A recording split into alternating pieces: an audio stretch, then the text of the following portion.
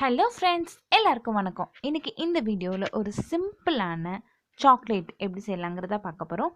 அதுவும் வெறும் வீட்டில் இருக்க 3 பொருளை வச்சு, கொக்கோ பவுடர் எதுவுமே யூஸ் பண்ண போகிறதில்ல. வீட்டில் இருக்க 3 பொருளை வச்சு மட்டும்தான் செய்ய போகிறோம். இது செய்கிறதுக்கு வீடியோக்குள்ளே போகலாம். இதுக்கு 400 ml பால் எடுத்திருக்கேன். தண்ணி சேர்க்காத திக்கான பால் தான். இதோட 75 கிராம் போல் சர்க்கரை சேர்த்து நல்லா மிக்ஸ் பண்ணிக்கோங்க. பாத்திரம் நல்லா அகலமான பாத்திரமாக எடுத்துக்கோங்க. அப்போ தான் டக்கு டக்குன்னு பொங்கி வெளியே வராமல் இருக்கும்.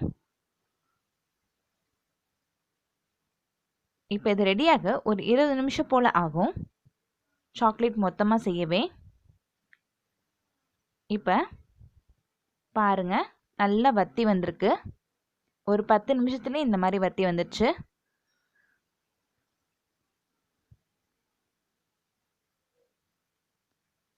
இப்போ கரெக்டாக 15 நிமிஷம் ஆயிருக்கு. இப்போ இந்த ஸ்டேஜில் நம்ம அடுப்பை ஆஃப் பண்ணிவிட்டு இதை ஆற வச்சிடலாம். கண்டிப்பாக ஆற வைங்க, இல்லாட்டி ஒரு மாதிரி திரியாக வர ஆரம்பிச்சிடும். அதனால் இந்த ஸ்டேஜில் ஆஃப் பண்ணிவிட்டு ஆற வச்சுருங்க. ஆற வச்சதுக்கப்புறம் திரும்ப அடுப்பில் வச்சுட்டு நான் சன்ரைஸ் பேக்கெட் 2 ரூபாய் எடுத்திருக்கேன். 1 ஸ்பூன் அளவுக்கு வந்துச்சு. இந்த காஃபி தூள் சேர்த்துக்கலாம். சேர்த்து நல்லா மிக்ஸ் பண்ணிக்கோங்க. இப்போ இது நல்லா கெட்டியாகி வரணும்.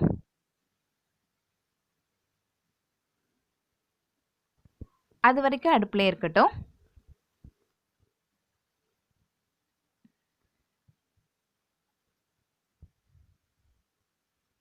இப்போ பாருங்கள், நல்லா கெட்டியாகி வந்துடுச்சு.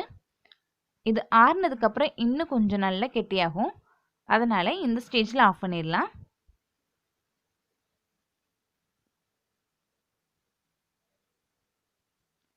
இது டோட்டலாக எனக்கு ஒரு 20 நிமிஷம் தான் ஆச்சு. இப்போ இதை ஆற வச்சுக்கோங்க. ஒரு பவுலுக்கு மாற்றிக்கிறேன். இதை ஒரு பவுலுக்கு மாற்றிட்டு நல்லா ஆற வச்சுக்கோங்க.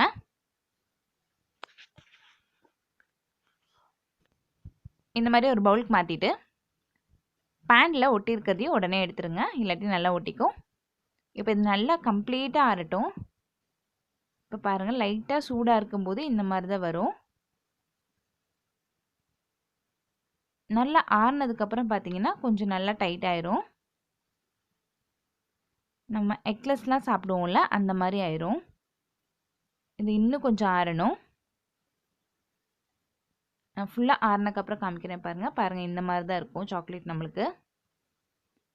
உங்களுக்கு இன்னும் கொஞ்சம் கெட்டியாக வேணும்னு நினச்சிங்கன்னா இன்னும் கொஞ்சம் நேரம் நீங்கள் அடுப்பில் வச்சுக்கலாம்.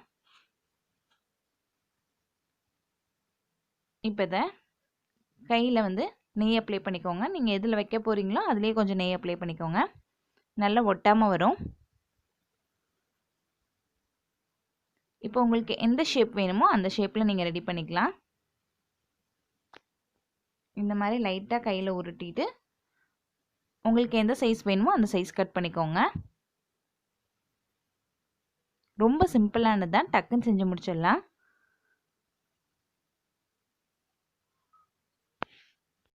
உங்களுக்கு எந்த மாதிரி ஷேப் வேணுமோ அந்த ஷேப்பில் செஞ்சுக்கோங்க. ரவுண்டாக வேணும்னா ரவுண்டாக செஞ்சுக்கலாம், இல்லாட்டி சாக்லேட் இருக்கும்ல எக்லெஸ் மாதிரி, அந்த மாதிரி கூட செஞ்சுக்கலாம், இல்லாட்டி ஸ்கொயராக கூட வச்சுக்கலாம். இதோட டேஸ்ட் பார்த்திங்கன்னா காஃபி பைட் சாப்பிடுவோம்ல அதே மாதிரி தான் இருந்தது. சூப்பராக இருக்கும். ரொம்ப சுலபமானது. கண்டிப்பாக செஞ்சு பாருங்கள். நான் போடுற வீடியோஸ் உங்களுக்கு பிடிச்சிருந்துச்சுன்னா நம்ம சேனலுக்கு சப்ஸ்கிரைப் பண்ணுங்கள். நன்றி.